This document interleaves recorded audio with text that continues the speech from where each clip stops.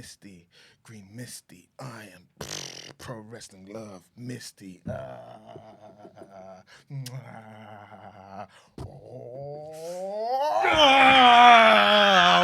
to the WrestleTalk Podcast. I just let him do what he wants at this point. There's no stopping him.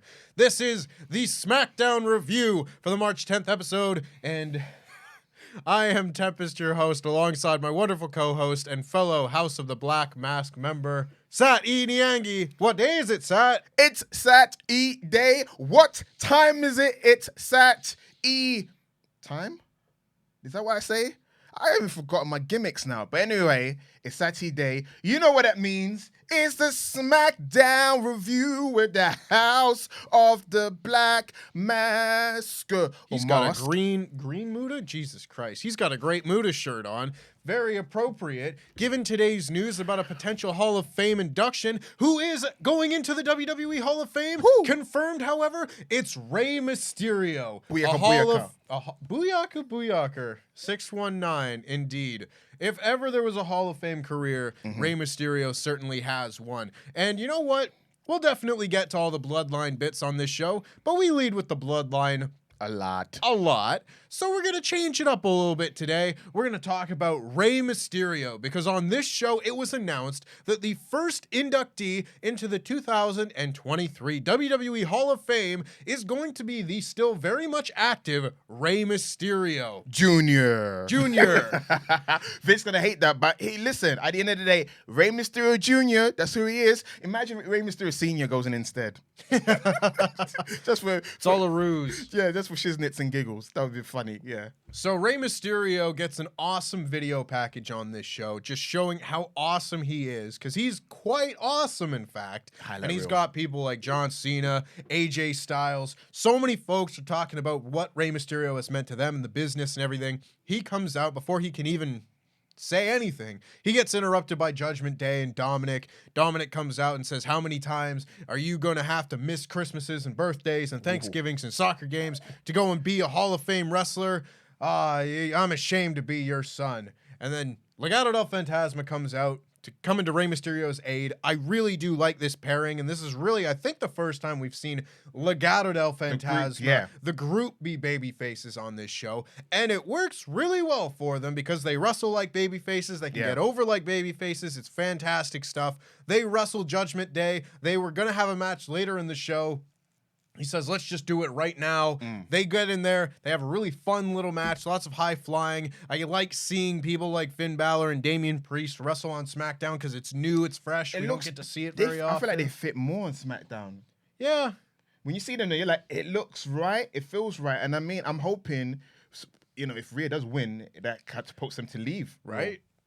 I mean, there's potentially like a draft or a shakeup or something coming after WrestleMania. Maybe that's when they usually do it. But either way, they have a really fun match. Rhea Ripley takes out Legado on the outside. Rey Mysterio comes over and it's like, hey, don't do that. And then Dominic hits him with a baseball slide. Rey tries to get into the ring, and that distracts the referee enough to let Damian Priest kick one of the members of Legado del Fantasma, and Dominic rolls them up and gets the pin. After the match, Dominic says, give me the ring. I want to have a one-to-one with my dad. Rey eventually gets in the ring, and Dominic says that the only thing that Rey Mysterio should be in the Hall of Fame for is being a Hall of Fame deadbeat dad. LOL. Boo, hiss. And he says that he should have been Eddie's son. Ooh, burns. And I mean, if we're going kayfabe-wise, you are. But we're not, I suppose. It's a gray area. But that is not, in fact, enough to get Rey Mysterio to snap. I'm not sure what it's going to be that finally gets Rey Mysterio to turn on his son. But he sends Dominic to the outside regardless and says, I'm not going to fight you, son. And that's the end of their segment. But regardless, the point of the whole story right here tonight is that Rey Mysterio is going into the WWE Hall of Fame. Yes. Now, I'm going to park at the door my feelings on the WWE Hall of Fame. Well, the imaginary Hall of Fame. In Vincent K's mind. Yes. I don't care about it, but I care about Rey Mysterio. Yes. And Rey Mysterio is a certified Hall of Famer in every legitimate wrestling Hall of Fame out there. Amen. And I just want to talk about some Rey Mysterio stuff, because this guy is fantastic. I even liked it when Rey Mysterio didn't have a mask for a bit. I like Filthy Animal Rey. I like all versions of Rey Mysterio. Hooty hoo. Hooty hoo! Listen, Rey Mysterio, right now Dominic is acting like Filthy Animals Rey's son. Being the Devil Horn and then the Rough Rider, which was the Bronco Buster. That's what they used to call it. Rey Mysterio is one of those guys, because he's been around for such a long time, everyone grew up on him. We were talking about what was our first Rey Mysterio matches, and I explained that my first Rey Mysterio match that I vividly remember was him versus Dean Malenko on an episode of WCW Nitro. I want to say circa 96. And your memory was? Meanwhile, Rey Mysterio was in the very first wrestling match that I ever saw. Yeah. Ever saw. Because I tuned in to my first ever wrestling show, and that was the January 25th, 2008 SmackDown, the go-home show for the Royal Rumble. Oh, okay, that makes it easy to It's remember. easy I was about to say, remember. because you're flexing. I'm like, all right. I was like, yeah, I get it. You're good at quizzes, but I'm like, you're just taking the piss now. But yeah, okay, cool. It's easy to remember when it's just like, I know that Royal Rumble is on a certain day just because I, stats and dates and stuff. And then be like, okay, 2 days earlier, January 25th, SmackDown. It's also my friend's birthday, and I linked those things in my mind. Shout him out if you want. Shout out to my buddy Tavon. Yeah. What's good, bro? For you, Tavon. I hope you're doing all right, bro. I hope to see you soon, too. I'm going home in the summer. Are you feeling homesick? No. I just, I miss my friends. But I'm your friend. Yes, you are. And yeah, of course, your memory, yes. But yeah, that's my memory, of course. Get sidetracked. Rey Mysterio comes out because he was going to wrestle Edge at that Royal Rumble for the World Heavyweight Championship. This is the one where Vicky Guerrero pops out of her wheelchair and goes and hugs Edge and protects him from the 619. I love that. So on that show, the opening match of my very first SmackDown was Rey Mysterio against Hawkins and Ryder. And when I started watching wrestling, my 3 guys were Jeff Hardy, Edge, and Rey Mysterio. Nice. And it was in large part just to him being that guy on SmackDown for like my first month and a half or so that I was watching. And man, like you go back, you look at so many of the memories that Rey Mysterio has generated for fans, because you said that and I was like, I bet that I've seen that match too. Because I watched like Rey Mysterio's Biggest Little Man DVD when it had been out, but I saw it. And there were so many matches from like WCW and ECW and stuff like that. And those were the matches that got me into watching those companies when I was a wee lad and had no other way to see them. It was Rey Mysterio. He was your gateway drug into the world of wrestling. So my question to you then now is, because you discovered WWE Rey Mysterio, then what did you think of Rey Mysterio Jr. pre-knee injury muscle mass? What did you think of him? I think it's so funny because he's like such a different wrestler than when he looks like a child in there. He's so small. And I know that the 90s and everything were a different time in pro wrestling, of course. You're still, and I mean, even now there are people who think you need to be huge and whatnot. But back then, you really didn't make it if you were tiny. Yeah. And this man wasn't just tiny. He was like itty bitty tiny, right? But still, you go back, and I mean, Luke and I did Bash at the Beach 96 on WrestleTalk Extra, and the opening match of that show is Rey Mysterio and Psychosis, and they have like the best match of the whole year of 96. Yeah, right there, just, and it's tiny, like itty bitty Rey Mysterio, just being the most unbelievably athletic, talented, high-flying, smooth, dynamic wrestler that you could find on American wrestling TV at the time. And that makes such an impression for so many people. Like, when people talk about the quintessential light heavyweight, junior heavyweight, cruiserweight wrestlers, the ones that really changed the game, he's on the Mount Rushmore. It's like Jushin Liger, the original Tiger Mask, Dynamite Kid, and Rey Mysterio. Woo! That's your list. He's fantastic. He's one of the best wrestlers of all time.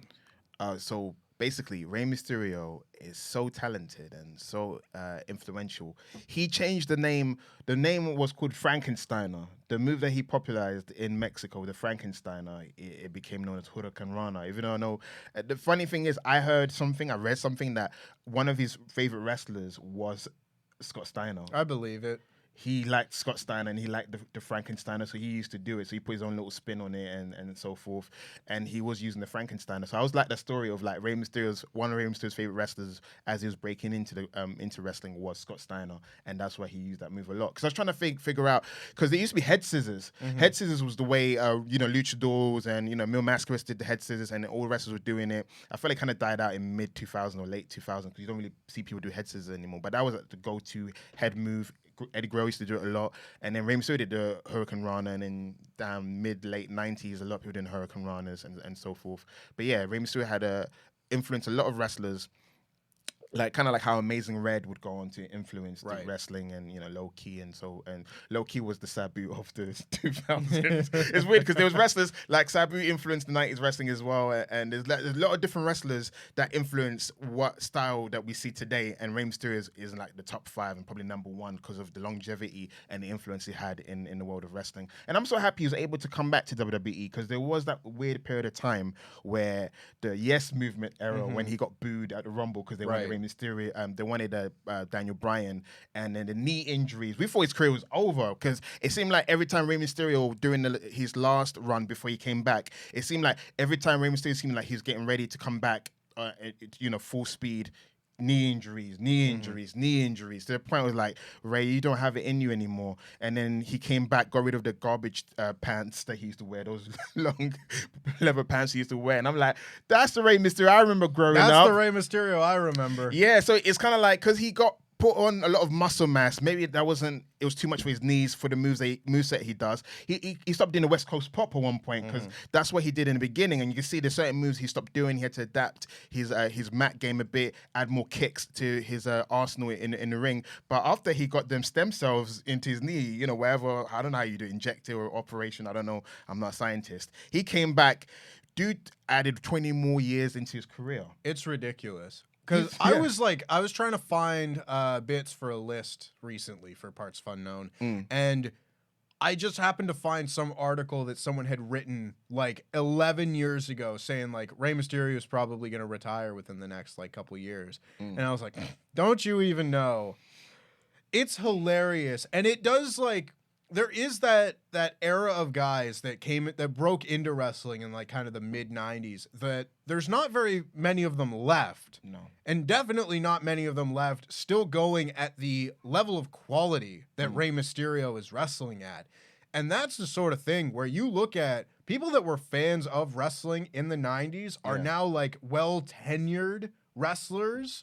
And they'll have gotten to wrestle Rey Mysterio, someone that they've grown up watching. And there are still people now growing up watching Rey Mysterio and being blown away by Rey Mysterio. And that ability to just influence such a wide array of fans is really, really special. That longevity just doesn't come around too often. It didn't look like Rey Mysterio would be one of those guys when you consider I had surgery 5 times on my left knee.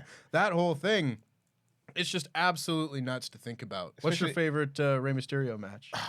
The thing is, right, I hate being one of those people like, oh, it's the match with Eddie Guerrero and Halloween Havoc. It's his match with Kurt Angle at 2002 SummerSlam. Oh, it's great, isn't it? Is bloody impeccable. Such a great match. It goes to show you I think that was his first pay-per-view, but you wouldn't even know it was his first pay-per-view how over he was already with the audience. Yeah. So his matches with Eddie was always incredible. Dean Malenko, I love his match with Dean Malenko. That's a guy that's underrated. That's why for me, it's kind of weird because for a lot of people, they'll say, oh, Eddie Guerrero is probably his greatest rival. But for me, it's like Psychosis, Dean Malenko, he had great matches with them. He had some good matches with Chris Jericho here and there, but like when I think of how his moves and his arsenal, his matches with Dean Malenko were incredible. Those are matches you should check out, guys. Any of his matches with Malenko in WCW were great. Any of his matches with Psychosis in War and ECW and in WCW as well. Even the match they had at One Night Stand, Psychosis and Rey Mysterio, good match. Psychosis is like 5'10", and Rey, like I said, itty bitty 5'4", 5'5", guy, and they were just having great matches to the point where it makes me laugh because Dominic's outfit reminds me of Psychosis. So part of me feels like the hatred was stemmed from dressing like his nemesis, hair like his Uncle Eddie, bodysuit like Psychosis. He's been dressing like his ops for a long time, but yeah. Going into the storyline with Dominic, I can't help but think this is kind of like David Flair versus Ric Flair feud in 2000. It's the same pick out. It is the same, you know, my dad's a deadbeat and everything. And then there's some valid reason, because to make a heel compelling, they need to have some sort of valid reason. They can't be mustache twirling heels are the ones that you check out. And I think that's the reason why probably why people don't like Karrion Kross, because he's not grounded in any kind of reality you can relate to. But with Dominic, he's one of those kids where if your parents are successful, sometimes they're successful at the detriment of spending time with their family. And I feel like him being the Hall of Fame, I don't know if there's a storyline reason why, because Rey Mysterio deserves it, but it's kind of like if any year to give him, this year was the right year, because I feel like it's elevated the storyline even more.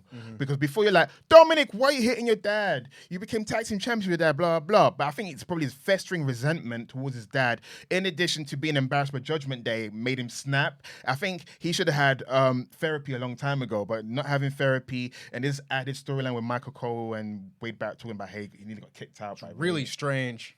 Yeah, is the storyline nugget is, if you're not in the audience, you wouldn't know they actually trying to flesh out the storyline. I don't know if it's true, but apparently if you watch the show tonight, Wade Barrett and Michael Cole talk about how Rey Mysterio nearly kicked out Dominic when he was 15 because he fell in with a bad crowd, but it was Angie that stopped, Rey's wife, stopped him from kicking Dominic out. And I'm like, oh, I don't know if it's based on reality, but that's the kind of thing you always hear about, you know, teenagers falling into the wrong crowd and so forth. So that could add more fuel to the storyline. But I do like the fact that he's going into the Hall of Fame, but how he got there was he spent less time with his family, and now the son that has resented him is like, you're only successful because you didn't spend time with me. Wah. Yeah. Now he's trying to like embarrass his legacy. But you asked the question, what will it take for Rey Mysterio to beat up Dominic? Two things that come into my head. Disrespecting Rey Mysterio's wife. That's what I thought. Dominic's mum. But there's also little Leah, baby sister. I feel like it's the baby sister. It has to be. He's a dad, right? It's kind of like, I don't know. The whole point is father and son. Mum, I don't know if he disrespects his mum, because you need someone that's like a buffer. Because I don't think he should alienate the family completely. I think it should be someone like Andrew, but like, please don't kill our son.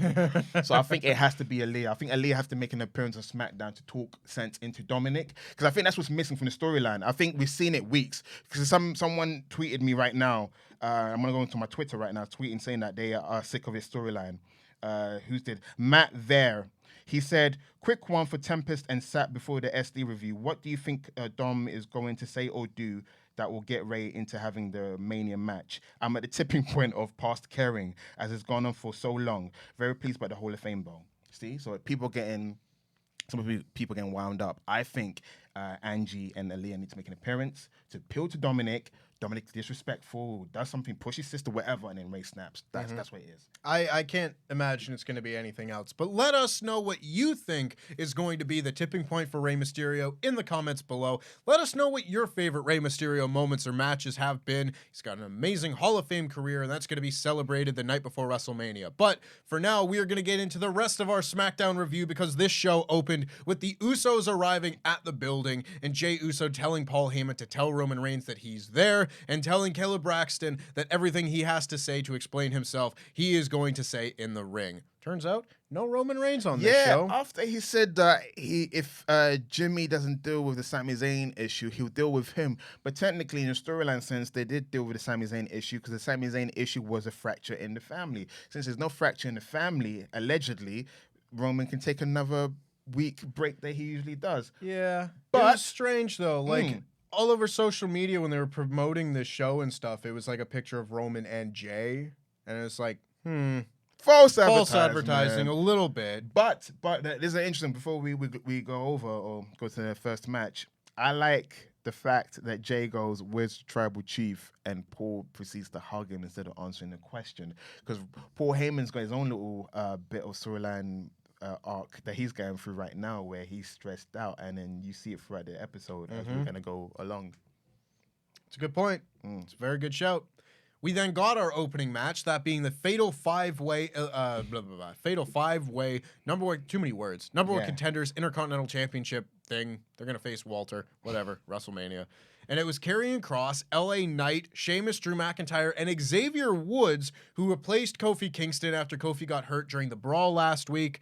That is very unfortunate. It sounds like he will be out past WrestleMania, which we don't like to see. No. But I don't think he was winning this match anyway. Yeah.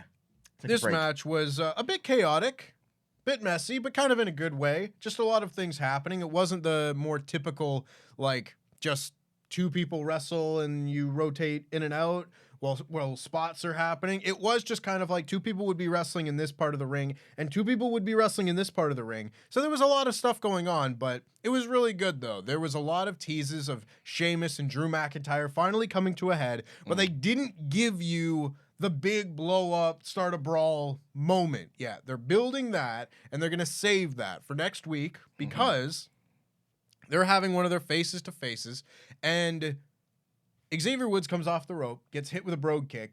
LA Knight gets in the ring, gets hit with a claymore. Sheamus looks at him. They both drop down, and another referee slides in the ring, and they both count 1, 2, 3. Perfect timing, very well executed. And of course, they both raise the hand of the person they just counted the 3 for, and they go back to arguing. Drew and Sheamus are co-winners of this match. Pretty much as we said would happen last week. It wasn't we. It was he. He said it. I don't take other people's victory. This lovely man right here, he saw the foresight, he saw the future, and he saw it. He's like, Drew and Sheamus, or as I like to say, Shrew, they were going to win the match somehow through shenanigans. And I was like, I was hoping to turn into a 6-way match at WrestleMania. That was me. That's what I said. But that's not what happened. But at the same time, question, because I don't see a lot of Fatal 5-Way a lot. Are there usually 2 referees in this match? I don't know. Not usually. I think it's quite convenient. It was a little convenient. It was. I don't even notice where this person came from. It must have been outside the whole time, because I do vaguely remember there was a referee outside doing the fights and so forth. I hadn't noticed. I wasn't paying that close attention. But a good match, a very good match to open the show, given plenty of time, even though quite a lot of the time on this show. See, the pacing issues kind of came back a little bit on this show because they did the Usos bit, and then they gave everybody their entrance, and then they went to commercial, 30 seconds into the match. Yeah. Don't do that. I don't like that. But I also wrote down this certain notes I made about the match. I'm gonna let me talk to you. Let me talk to you. Let me talk to you. Yeah. I think. Hear me out, because I'm a bit trepidatious approaching this. Yes. LA Knight, Karrion Kross, odd couple tag team. Just think of Carlito and Chris Masters, when the whole time you knew the Carlito was gonna turn on Chris Masters, but they're teaming together. They go into WrestleMania. They're trying for the tag title. They don't win, and Carlito betrays him. LA Knight is the Carlito in this case, of course, because Karrion Kross, even though he tries to be manipulative, he's still a few fries short of a Happy Meal. They got nothing to do right now with the them as a team. Don't. I know what you're thinking, because you're like, Karrion Kross is going to drag LA Knight down, but then think of the promos and think of the scenarios of them two teaming up together. It could work. I totally believe that anything that LA Knight is a part of can be entertaining in some way. Yeah. I enjoy the Maximum Male Models shtick. I still enjoy it to this day, by the way. I love it. It's on Raw, so I don't have to worry about it anymore. What is good? You should listen. Maxine Dupree. I believe that it's good. Maxine Dupree, yeah. Sorry, guys. Quick sidebar. I used to do the NXT 2.0 review. I was not a fan of Sophia Cromwell. I felt like just another blonde person, whatever, no charisma. But she's really grown into the silliness of because now that we know it's a bottom tier group, now they know where they know your role. They know where they are. They're just having fun with it, and it's a good group. Check them out. They're one of the highlights for me on Raw. And then when Otis joins them, because I think they're knowing that Gable needs a solo run. They're going to split up American Alpha Academy. They'll break them up. Anyway, that's a real thing. I should go on Raw sometimes and talk about that. Back to SmackDown. Yeah, I think LA Knight and Karrion Kross, nothing for them to do. They could be a short-lived tag team. But at the same time, LA Knight, Money in the Bank won't happen, because a lot of people want that to happen. I want it to happen too, yeah, but it's not going to happen, unfortunately. I want LA Knight to do well, but like Legado, they're not really pushing the new guys that have arrived on the scene. And when we got to the Legado match, there's not enough goodwill with Legado for them to lose. Right. You know what I'm saying? Yeah. Fans will accept losses if they've built that relationship with them. They knew they were heels for a bit, then Hit Row turned heel, so that to be face. So it's kind of like the way they've been treated is kind of how the women's been treated. Like there's no character development in any division, and then you're not given reason to care. Yeah, a little bit. Yeah. Anyway, I've jumped around back on course after the match. Sheamus and Drew, Yeah, Sheamus and Drew kind of yelling at each other. We cut to backstage, and Kayla Braxton was like, well, Adam Pearce has to figure that out. In the meantime, here's Paul Heyman, and asked Paul Heyman a question, and he's like, oh, I'm sorry, what? I wasn't listening. Exactly that. I love...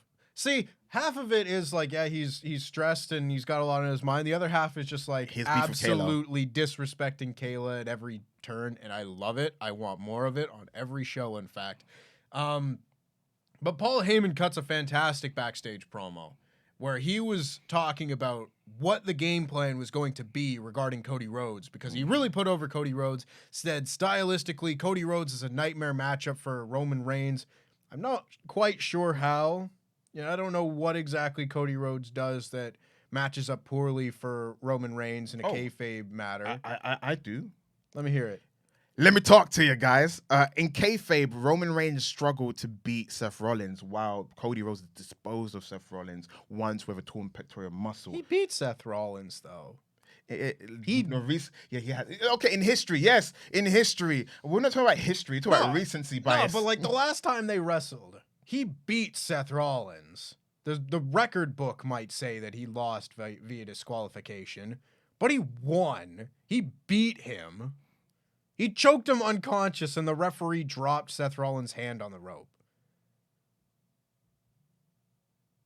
Cody Rhodes beat Seth Rollins with a torn pectoral muscle. It's true. So that has made him legendary. I mean, this is a guy that will wrestle you with a broken limb. It's that kind of toughness that Cody Rhodes has. And also the unknown, because Cody Rhodes and Roman Reigns haven't touched hands since the Authority and the Shield and the Rhodes storyline. So they're two completely different wrestlers now. So that is why I believe what Heyman says, that Cody Rhodes could be a problem, because at this moment, this guy seems darn near perfect, and we all know the crowds hate perfect. So everyone's ready for people to turn on Cody. But yeah, at the moment, he's perfect.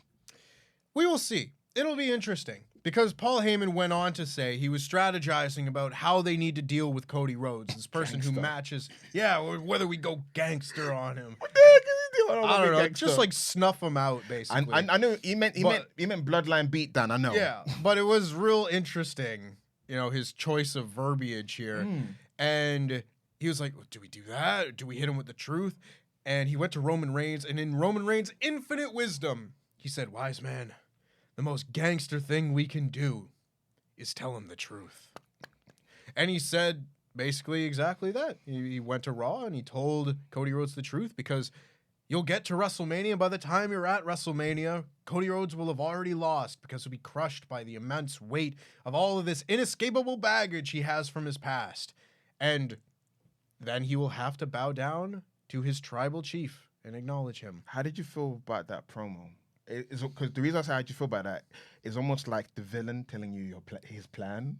You're gonna fall into the laser-eyed shark, and the laser-eyed shark's gonna Sharks eat with freaking laser beams attached to their head. Yes, they're gonna chew you up. Well, I'm gonna leave in my getaway car, and I'm gonna go with it. It felt very much like we already kind of knew that Roman Reigns was playing mind games, and then he confirmed it. But the reason I'm asking you, how did you feel about the promo? Are you happy that he confirmed what the game plan was? Would you have preferred if he didn't reveal the game plan and we just continued to hypothesize what the game plan was? I mean, I don't feel like much from this promo was like a revelation at all. I think it was just very well delivered. And I heard what Paul Heyman was saying, and I was just like, that was a good wrestling promo. Not like a real thing to advance whatever story that they're telling. So I didn't think too hard about it, honestly. And maybe I could have, and maybe in that sense it could have been better or different or something like that. No, I was with you, because I was with you. I felt it was a good promo. But when you described it, I was like, this is more like a villain just telling you his story. You're like, do we need to know that? I don't know, because it's like,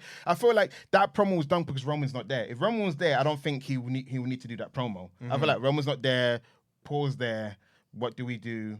he needs to have a promo. And it felt like, what should I do? Just reveal build my game plan. Because the whole point of a game plan is you don't reveal it until probably to the end. After the victory, then you go, in my victory, this is how we, you know what I'm saying? They haven't won yet. And then again, this is how you think again. Maybe Paul's going to be overconfident. They're so overconfident and they're not tipping their hand like, what is a bit of a game plan? Now you're like, because now Cody knows. Do you know what I mean? Cody now knows, oh, their game plan is to get into my head. Cool. Don't let them get into my head. So that's why I was a bit like, But at the same time, you can say that Paul is a bit too overconfident that they're showing a game plan. So that cockiness, that hubris will be the downfall. It's a good thing to keep in mind going forward, of course. Sheamus and Drew were yelling at each other backstage with the Brawling Brutes trying to play Peacemaker. And then we got the whole Rey Mysterio, Dominic Mysterio, and Judgment Day and Legado del Fantasma match and segment. And then after that, we got Charlotte Flair backstage telling Adam Pearce that she wants a match. Oh, man. Like the women's stuff. This is how you know. That's for me. You know, Sat never likes to be negative here, but I do have something constructive. WrestleMania is in a few weeks. There's rumors that either the tag titles or the women's title match between Charlotte and Rhea could be the main event. Imagine, if it's a man, all right? You know me, I love using examples. Stone Cold Steve Austin, your WWE champion. He's going to face The Rock in Houston, Texas. It's 2001, and he comes in and goes to Vince, I want a match. Yeah. You know, there's not enough heat. It's very low stakes, low energy. Yeah, I very much feel that. And that absolutely extended to the segment that we got later. Adam Pearce has got more of a storyline going on because apparently there's this storyline thread throughout SmackDown that Adam Pearce is stressed. Yeah. Gunther's after him. You've got Charlotte wants a match. She even said to him, you know, take a break or whatever she said to him. Like Adam Pearce has got more of a storyline going on because he's got Chelsea Green and Carmella and Raw bullying him. And he's got Gunther saying, opponents, English is not my first language, but opponent was the one opponent. But yeah, Adam Pearce got more storyline than Charlotte and Rhea right now. And that's a potential WrestleMania main event. What, Gunther versus Adam Pearce? Lol. We're laughing. You know what? I'd watch it. But then we got the Viking Raiders taking on Braun Strowman and Ricochet. I know you enjoyed this set, but not for any reason in particular what happened on TV. This was kind of just your straightforward, kind of basic tag match. There really wasn't anything to make note of. It was just Ricochet kind of got the shine, and then the Viking Raiders got the heat, and then Braun Strowman made a hot tag, ran wild very shortly, and then did his little choo-choo thing, knocked over Ivar, went to go and knock over Eric, but Eric just got pulled out of the way by Valhalla, and Braun Strowman tumbles over the announce desk, which I feel like he does every time he does this now. Maybe it's time to retire the spot if you never hit it. But regardless. It's like Andre the Giant getting caught up on the ropes. It's a trope now. Getting caught up in the tropes? Yes. But Valhalla, of course, has pulled Eric out of the way, and Ricochet takes out Eric on the outside. Guy's name is Eric. Ricochet takes Eric out on the outside, and he does a little pose, and then Valhalla does this, and Ricochet's real scared. For no reason in particular, I'm sure. Yeah, maybe go on social media. There's a bunch of jokes about what made Ricochet scared. They're saying that Valhalla's a bit stanky. It's as good an explanation as I've heard so far, because Ricochet looks absolutely spooked. He gets back in the ring, and Ivar just hits him with a kick and a big splash off the top rope for the win. I like seeing the Viking Raiders get some heat back. They get a much-needed win because Lord knows they didn't get any of that heat in their feud with Drew and Sheamus. This, at the very least, is a step in the right direction for them. That being said, I don't like Ricochet being made to look either scared, goofy, or involved in any way with spooky nonsense, if that's what this was, because Michael Cole was like, oh, she's put a spell on Ricochet. Man. I don't need any of that. Unless you're doing that kind of spell, I don't need it. But what made me laugh is, if we're Steiner mathing things, right? So the tag team tournament winners, which is Brauncochet, that's Ricochet and Braun Strowman, they now lost the Viking Raiders. So technically, Viking Raiders should have won the tournament because they easily disposed of the winners. So that's why it's a huge victory, because they beat a tournament winner, and you wouldn't know it because they never come out with a trophy, and it becomes an afterthought after they win. We'll see. Again, I'm hoping that the Viking Raiders can get a run at least a title shot after WrestleMania when Kevin and Sami are tag champs. Do you want it to be them? Do you want it to be them? I mean, why not, right? If you're looking for like a really good pay-per-view tag title match, like the Viking Raiders versus Kevin Owens and Sami Zayn, will be a blast. That's a really good match. If it was the Attitude Era, because I want Kevin Owens to apron powerbomb Valhalla. You love it too. Jesus. And then for him to be like, afterwards.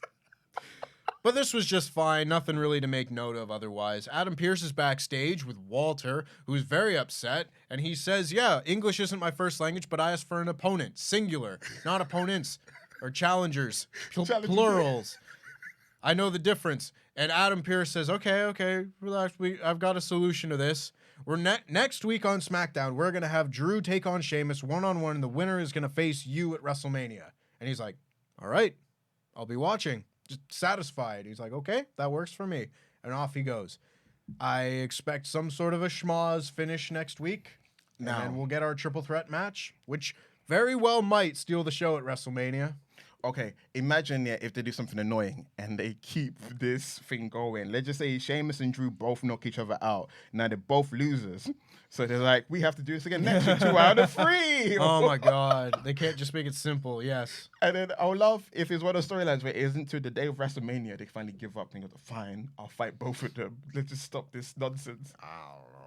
I don't know. I expect a schmoz next week. Not quite sure how. But then we got the low point of the show, unfortunately, that being Charlotte Flair versus Shotzi. The crowd did not care about this one single bit. It's not the crowd's fault. It's not the crowd's fault. It's not Shotzi's fault either, because this is the issue. This is where the issue came from. Talk to us. Let me talk to ya, WrestleTalk audience. Charlotte Flair is a tweener / babyface. Yep. Yeah. Thank you. Shotzi is a babyface. Yeah. So we've got tweener babyface versus babyface. Yeah. And that's why no one cared. I think there's a lot of reasons that no one cared, but that's definitely a very big one. Like, yeah. You know, I don't know how you could really be super interested in this Charlotte and Rhea feud right now with the effort that they've put in telling this story. I think there is a great story there to be told, but I don't think they've put very much effort into telling it. And thus, Charlotte feels like a flat character. Shotzi doesn't have any character. She's just, girl with tank who loses every match. And again, there was no heel. There was no, heat. There was no flow to the match, really. The match was kind of messy in parts. Like, Shotzi missed a kick, and Michael Cole had to be like, oh, a glancing blow. It just wasn't there. And Rhea comes out, stands at ringside, and Charlotte gets the win with the figure 8. And then they go to do the post-match promo. And I was like, okay, well, now we're going to get this moment where we're going to take this feud to the next level. And it was just kind of more of the same. They're talking in circles. I think here, what would have made this even better is scrap a match. I made a joke about how Charlotte had to demand a match. They shouldn't have done a match. They should have done a sit-down interview. They should have got Kayla, because, women empowerment. It should be, Kayla, because she's on SmackDown. Kayla does a sit-down interview, kind of like Rock and Austin in the backstage. Pick a location. So you got Rhea sitting there, Charlotte sitting there, maybe Dom beside her, whatever. And then you got a video package of when Charlotte beat Rhea. And then Rhea can talk about how her momentum was lost. She was never the same. Even when she came on the main roster, she didn't feel the same. She felt like an imposter. She was going through the motions. It wasn't until she joined Judgment Day she turned things around, and now she's this complete beast, something that Charlotte's never seen before, never competed against. She was, no matter how much you train and you prepare, Charlotte, you cannot prepare for what's coming. The Eradicator. If they did like a great promo like that, that was good. You get amped, right? Then Charlotte would be like, rah, rah, baby face. I'm Charlotte Flair. I'm going to beat you. Woo! Because it could be like a whole Cena and Rusev situation, or Cena and Margo, like whether monster is going to knock him down. I hope it doesn't happen. But it should have been like a sit-down promo to dissect that, how this loss to Charlotte did impact her. Because this storyline is not plucked out of thin air. As much as people want Rhea versus Bianca, this storyline is not, and as much as it should be Asuka versus Charlotte. I mean, there's a ton of women queuing up who got grievances. Heck, even Dana Brooke, who used to be her enforcer, he goes, my career was derailed because I was the enforcer for 1 month. It should have been like a year. Then we should have broken up because no one cared. Anyway, so it should have been a sit-down interview and dissect how the crushing, crippling blow of that defeat, it changed Rhea forever. And then Charlotte, that's the thing with Charlotte, because she's like the Mary Sue, she doesn't really have a weakness or chink in her armor, but they could have had her probably accept that she had part of creating a monster. It's kind of like Frankenstein's monster. It goes, the monster was long brewing before I joined Judgment Day. You made me who I am. It's that kind of thing. Like, I'm going to be the face of all the things, all the bad things you've done to win, blah, blah. They could have made it personal. I think that's what we like about wrestling, making it personal and grounded. Right now, they're not grounding it in anything, and it's right there. Yeah. I mean, this one feels like they are stuck at square one of just, you beat me last time, but you're not going to beat me this time. Yeah. Whereas there's so much story that you could pull out of this that they're just not doing. I think that exactly as you put it there is what they should have done. Really hit the effing point here that loss was the downward spiral for Rhea Ripley. Because we all remember it. We all saw it. It's real. And when it's real, you can make people believe in what you're saying so much easier. It's exactly like the Ruby Soho promo on Dynamite this week that we really put over on the AEW podcast this week as well, because she was talking about things that were real. You could do the exact same thing here. And I guess you don't want to get people behind Rhea Ripley in that sense, but you could make people believe that Rhea Ripley is saying that something that she believes in.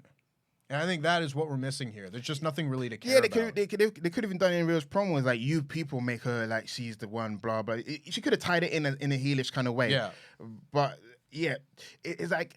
It's almost like they're almost nearly there, but then they retract it and they go around in circles as well. Because you're Charlotte, I've been training my whole life. I'm ready to do this. And I'm like, you should ground it, because they are talking in circles.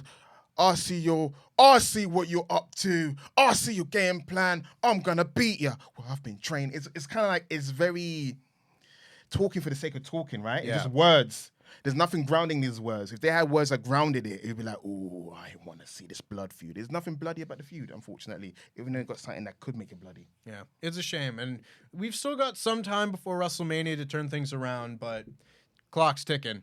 We then had our main event segment here with the Usos coming out and Jey Uso being given the chance to air his grievances, explain himself, and all the sort. He says that everybody's been asking him why he did it.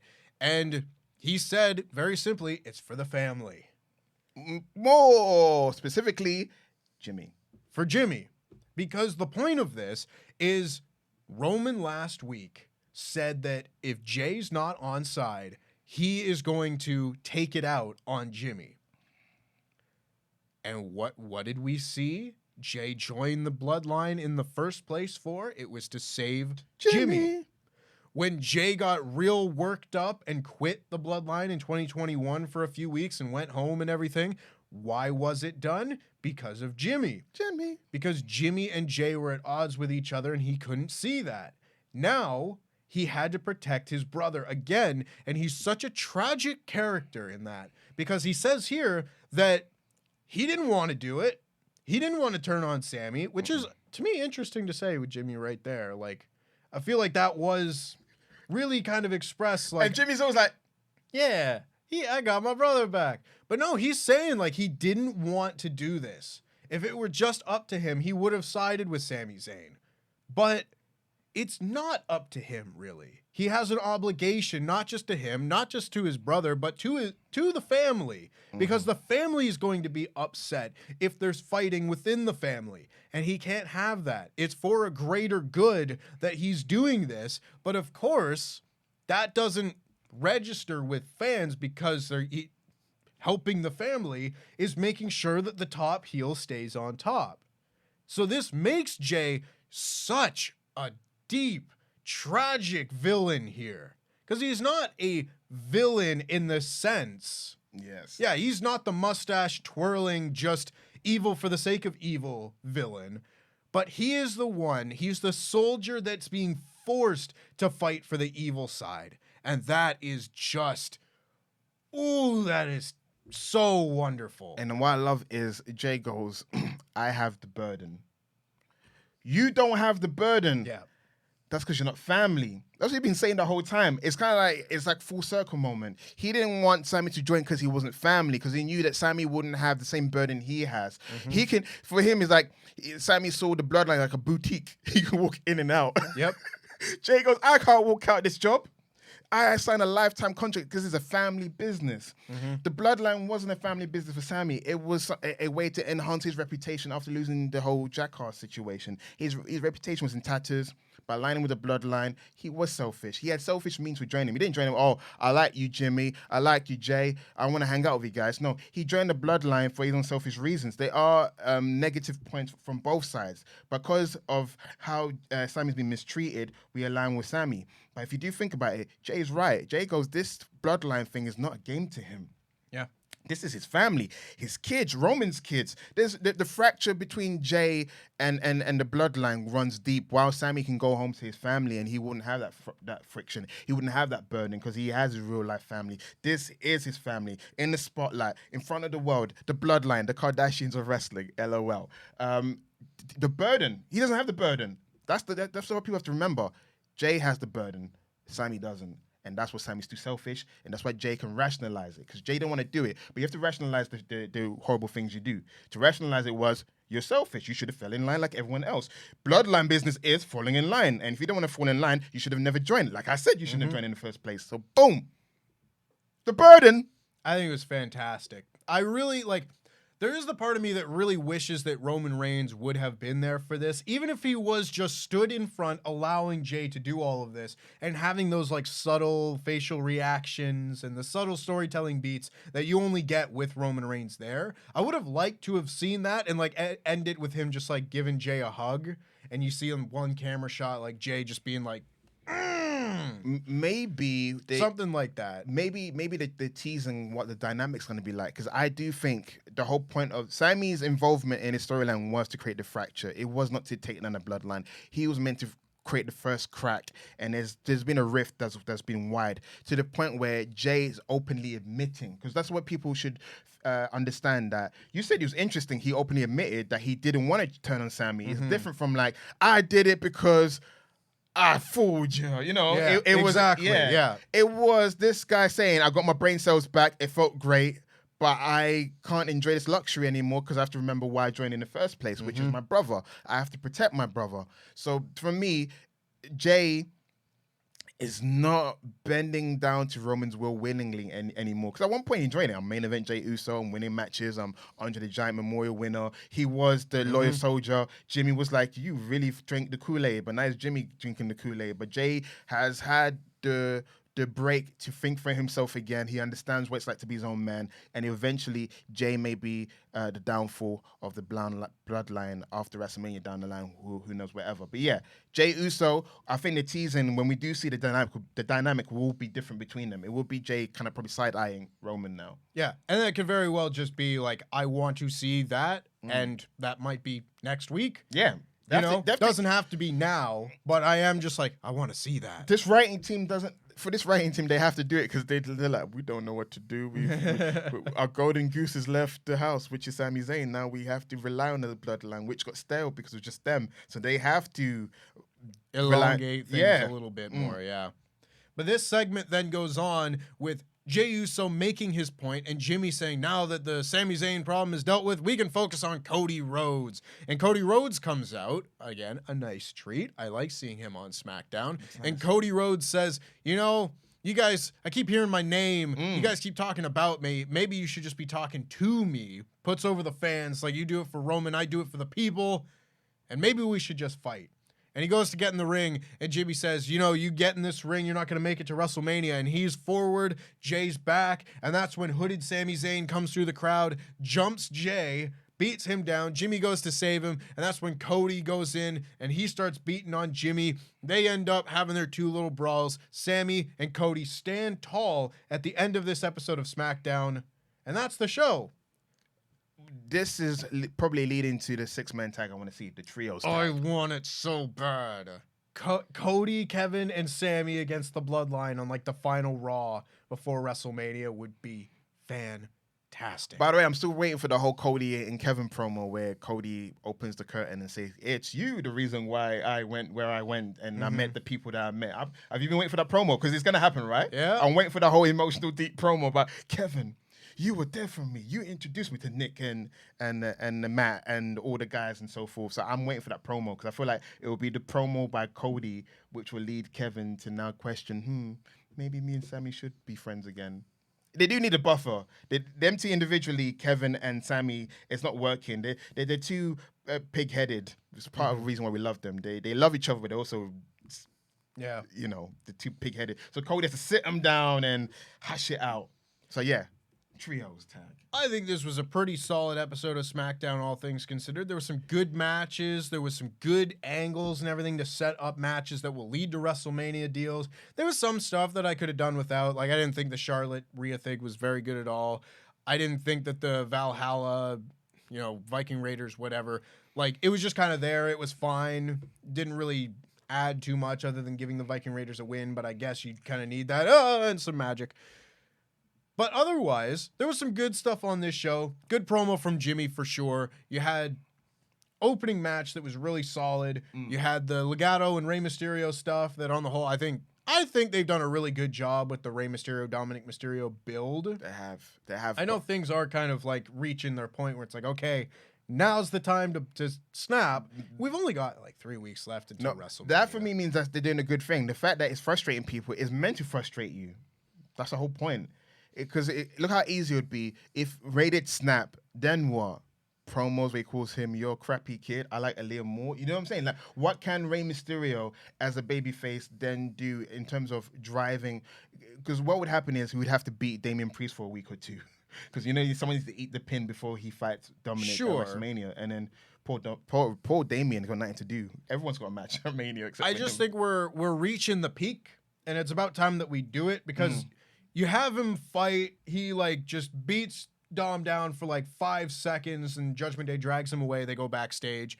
Then the next week, you have Ray go out there and maybe you could swap the order of this maybe, but you have Ray come out and do a promo and be like, you know what, I've had enough. Someone needs to teach you some tough effing love, Dom. So at WrestleMania, I'll give you what you want. You and me one-on-one, and I'm going to put you in your place. And then if there's only one more week until WrestleMania, or maybe one more week after that, you just have him do a match and a post-match promo to really hit that home, just like a go-home promo for it. And that's all you really need to do. It doesn't need to be you're a crappy kid and try and elongate the story. It's just okay, you have it your way, and at WrestleMania, I'm going to beat you. Or if, in a more simplistic way, what if this is fantasy book in here? Rey Mysterio's backstage, his wife and his daughter come by. Hey, gone to the Hall of Fame, congratulations, blah, blah, blah. Dominic comes in, craps on his family, and he's going to leave. And he assumes the person that's coming after him is probably Ray, so he smashes the door into that person. That person behind the door is actually Aaliyah. And that will make Ray mad. I feel like it has That's not bad. I think something to involve Aaliyah. I feel like that's going to drive Ray, because I don't feel like Dominic would want to disrespect his mother. I feel like Aaliyah, you're the favorite. He spent more time with you. You got to see him more. They can convolute that, because even Michael Cole, Uncle Michael, that's what I'm calling him in the storyline. Uncle Michael Cole. I was there. He was a good dad. Sure. I'd love to see that. Show me the Thanksgiving pictures of Michael Cole hanging out with in 98. Yeah, don't show me 2002, because he was a bit older. Yeah, a little bit. Yeah. I don't know. That being said, of course, let us know your thoughts on SmackDown down in the comments below. But before we get out of here, we have some very special shout-outs to give. Those are our $25 and above Pledgehammers over at patreon.com/WrestleTalk, where you can subscribe at the $25 and above tier to get your own custom wrestling nickname read out on a show just like this. So a big shout-out to Viernes el Décimo Tercero, Jason Gutierrez. Yeah. Good Spanish. Lethal J. Craig. Yeah. Spoke in class today, Jeremy Smith. Yeah. John Jenkinson, son of Jenker. Yeah. The easiest name to pronounce, Josh Rosowskis. Yeah. The voice of the ring, Josh Roberts. Yeah. Breaking news, Justin Edelheit. Yeah. The heir to the throne, Kate Ayers. Yeah. Up above and Keith below. Lol. Yeah. always leave the crowd wanting Brian Moore. Yeah. Le mieux au monde links the sun. Yeah, I said it. Yeah. There you go. We got it. I did my little French. I have not seen that one before, so shout out to you. And as well, pick 'em up. Loot Sponge. Yeah. Thank you, of course, to all of our wonderful Pledgehammers over at patreon.com/WrestleTalk.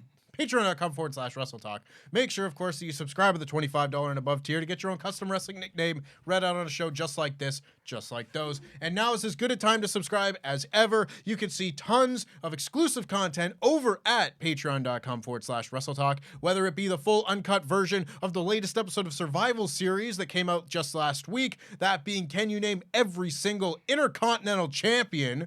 They can't name them all, but they do better than I thought they would. Not gonna lie. Some of them.